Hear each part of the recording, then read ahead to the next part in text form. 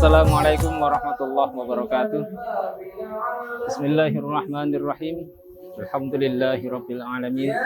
Asyhadu an la ilaha illallah wa asyhadu anna Muhammadan abduhu wa rasuluh sallallahu alaihi wasallam wa ala alihi wa ashabihi, amma ba'd. Muslimin muslimat rahimakumullah. Dalam ayat disebutkan bahwa wasainal insana biwalidayhi husna wa in jahadaka ala an tusyrika bi ma laysa laka bihi ilmun fala tuti'huma wa sahibhuma fid dunya ma'rufa. Ada 3 kisah yang akan saya ceritakan di sini. Yang pertama adalah kisah dari baginda Rasulullah sallallahu alaihi wasallam. Nabi Muhammad meminta izin pada Allah untuk memintakan ampunan kepada ibundanya, yaitu Siti Aminah. Tapi Allah melarang orang Islam untuk meminta ampunan kepada orang yang meninggalnya dalam keadaan jahiliyah. Maka kemudian baginda Rasulullah Shallallahu Alaihi Wasallam meminta izin pada Allah untuk ziarah ke kuburan ibunya, dan Allah memberikan izin untuk berziarah ke kubur. Dan kemudian baginda Rasulullah memerintahkan kita, memperbolehkan kepada kita untuk ziarah kubur, karena memang ziarah kubur itu bisa mengingatkan kita tentang kematian. Kisah kedua dari sahabat Rasul yaitu Abu Hurairah radhiyallahu anhu. Abu Hurairah mempunyai seorang ibunda, yang mana ibundanya itu masih jahiliyah. Sekian lama Abu Hurairah berdakwah amar ma'ruf, mengajak ibunya untuk masuk Islam, tapi apa tanggapan ibunya? Ibunya justru menjelek-jelekan Nabi Muhammad di hadapan Abu Hurairah, yang itu semua membuat Abu Hurairah menjadi sedih. Akhirnya Abu Hurairah datang ke tempat Rasul dan melaporkan hal itu kepada Rasul, bahwa selama ini dia telah amar ma'ruf, berdakwah dan mengajak ibunya untuk masuk Islam, tapi ibunya justru malah menghina, menjelek-jelekan Rasulullah Shallallahu Alaihi Wasallam di hadapan Abu Hurairah. Apa kata Rasul? Rasulullah justru malah mendoakan ibunya Abu Hurairah untuk mendapatkan hidayah supaya bisa masuk Islam. Allahumma hdi umma Abi Hurairah. Doa seorang nabi itu mustajab, doa seorang rasul itu langsung instan dikabulkan oleh Allah.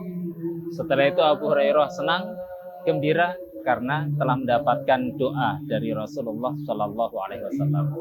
Begitu nyampe rumah, di depan pintu oleh ibunya Abu Hurairah dilarang untuk masuk. Jangan masuk rumah dulu wahai Abu Hurairah. Kiranya apa yang dikerjakan oleh ibunya di dalam rumah? Dari luar kedengaran oleh Abu Hurairah bahwa di dalam rumah ibunya sedang mandi. Setelah itu ibunya memakai pakaian rapi menutup aurat,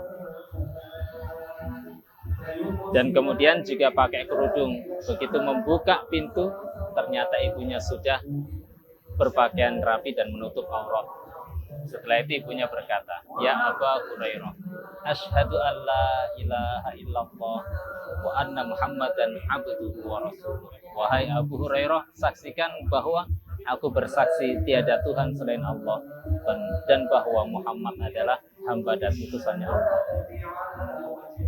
Ketika langsung Abu Hurairah datang ke tempat Nabi dan melaporkan pada Nabi bahwa ibunya telah masuk Islam, sambil menangis terseduh-seduh Abu Hurairah di hadapan Rasul.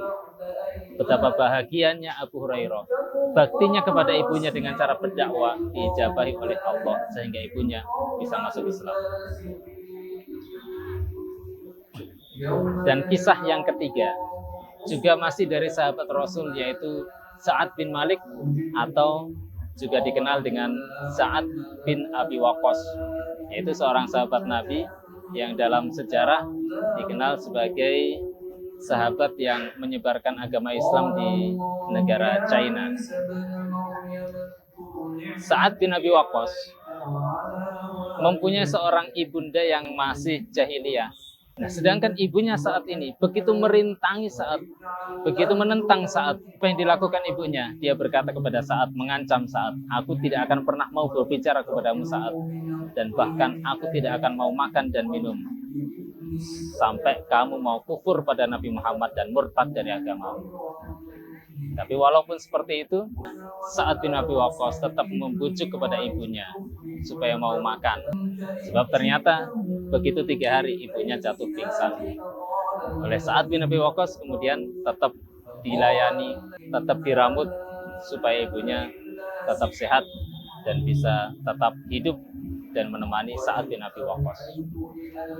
Dan ini jugalah yang menjadi sababun nuzul turunnya ayat wa in jahadaka ala an tusyrika bi ma laysa laka bihi ilmun fala tuti'huma wa shahibhuma fid dunya ma'rufah. Dan jika kedua orang tuamu memaksa kamu untuk berbuat syirik, jangan ditaati. Tapi walaupun kamu tidak taat atas perintah syiriknya, kamu tetap harus berbuat baik, bergaul dengan baik, melayani, meramut kepada kedua orang tuamu. Inilah perintah di dalam Islam. Kaum muslimun muslimat yang dirahmati oleh Allah, apa yang ingin saya sampaikan adalah sebentar lagi ada momen Hari Raya Idul Fitri. Tentunya adalah suatu momen kita untuk silaturahim dengan keluarga, dengan orang tua, terutama dengan ibu kita. Karena dengan kita masih mempunyai orang tua, terutama mempunyai seorang ibu, berarti kita mempunyai sang pusaka kita, yaitu ibunda kita. Bagi Anda yang tinggalnya berdekatan dengan ibu, supaya bisa silaturahim, saling minta maaf, sungkem meminta maaf terhadap ibunya dan berdoa dan minta doa kepada ibunya. Bagi Anda yang tinggalnya berjauhan dengan ibu, kalau Anda bisa pulang kampung mudik, pulanglah untuk sungkem, untuk silaturahim, untuk membahagiakan hati ibumu dengan kehadiranmu, dan juga meminta maaf kepada ibu. Itu termasuk cara kita berbakti kepada orang tua kita ketika orang tua kita masih hidup. Dan ketika orang tua kita sudah meninggal, mungkin dalam keadaan meninggal sebagai orang yang beriman, kita masih bisa untuk berbakti kepada orang tua kita dengan kita memberikan jariahnya sebanyak-banyaknya kepada orang tua kita, dengan amalan kita, dengan sedekah kita yang kita niatkan untuk orang tua kita, untuk ibu kita. Dan bahkan mungkin bagi Anda yang mampu, kita haji atau umroh, kita niatkan pahalanya untuk orang tua kita yang sudah meninggal. Ketika meninggal dalam keadaan jahiliyah, kita masih juga bisa berbakti dengan menyambung familinya, teman-temannya dengan baik, dan sebagainya.